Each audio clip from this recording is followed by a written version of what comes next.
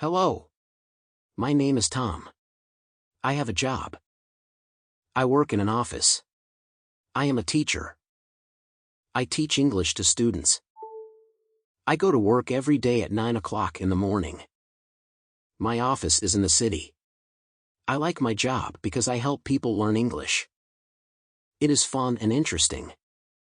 In the office, I have a desk and a computer. I use the computer to make lessons and check homework. I also talk to my students and help them with their questions. I work with my colleagues. They are friendly and nice. We work together to make good lessons for the students.